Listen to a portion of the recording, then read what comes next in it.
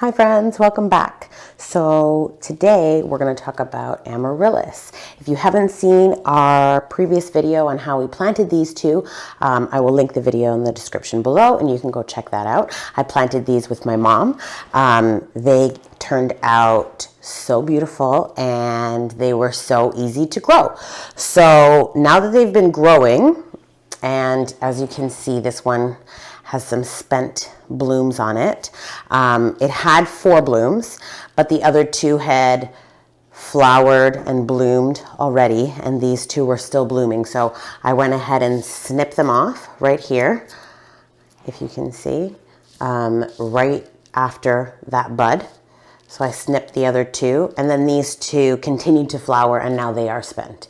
So as you can see at the bottom, there's a lot of foliage coming in, and this is really important for the bulb because it needs to store energy to reproduce another beautiful bulb and bloom like this. So this one is still going. It's fabulous. I'm not going to cut it, but I wanted to show you that sometimes this is another bloom stalk. So sometimes some of the bulbs have one, like this one, it had 1 full bloom and now it's going to have some foliage.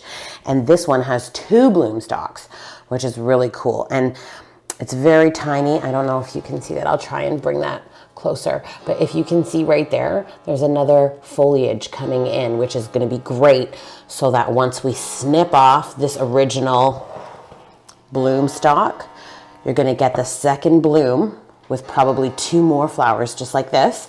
And then once that is gone and spent, the foliage will come up just like this. Okay, so like we talked about before, once your blooms have spent, like this, you're going to take a clean pair of scissors, really quick. If you're just wanting to take off blooms and you still have 2 more that are actually doing well, all you're going to do is from the top, snip it off. And the other one, same thing. You're going to take it here and snip off the blooms. Okay, and then you'll have 2 more that are still blooming.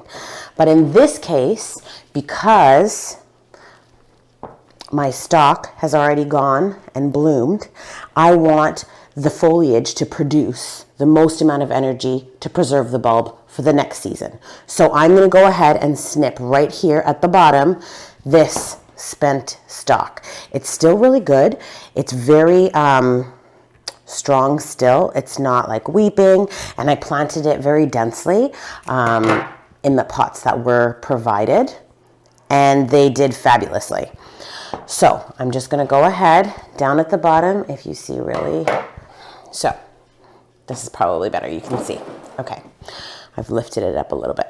So you can see the foliage coming in really nicely. It doesn't look like it's going to have another bloom stalk, which is fine with me. It did fabulously. I'll show you a picture of it. It had 4 blooms on either direction. It was fabulous. So I'm going to take my clean pair of scissors down at the bottom and just snip it off. Okay? If you can see, it's hollow. It's crazy the amount of water that it actually produces once you cut it. If you can see, it's dripping. But it doesn't require that much water, which is fabulous. Okay, so now the foliage has room to continue growing on. And I'm just going to treat this like a regular house plant now. Now that the bloom has gone, I am going to leave this on the window where all the rest of my plants are, and I'm just going to treat it like a house plant, hoping that the foliage comes nice and green, nice and strong, because I have removed where the plant was sending its energy.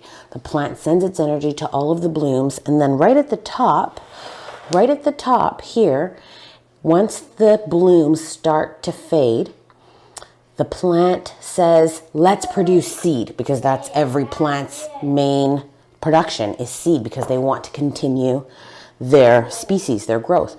But if you're preserving the bulb like I intend to do, which I intend to preserve it and then grow it again next year, I want the bulb to produce the most amount of energy. So I will, after these blooms are spent, I'll cut them off individually. I'll cut this stalk way back down to the bottom. I will let the second stalk bloom, come to full fruition, and then treat it the same as I just did the white.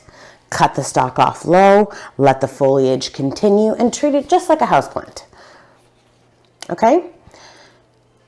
So once you've done that, and once the plant has now bloomed and the foliage has grown to its max potential, and I'll give it a snip. I'll take it out of the growing medium and I will dust it off. I won't wash it and dry it like you would a tuber, but I will just dust it off. I'll let it dry completely for another week or so, maybe on a cardboard box.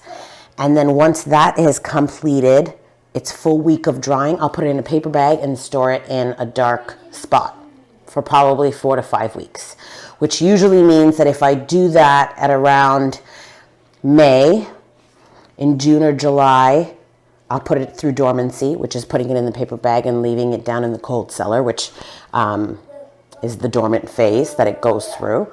And then probably the beginning of October, I will replant it exactly like we did this one at the beginning, and it will wake up. From dormancy, it will start to grow, it will start to bloom, and then you're going to have wonderful blooms the next year and the year after.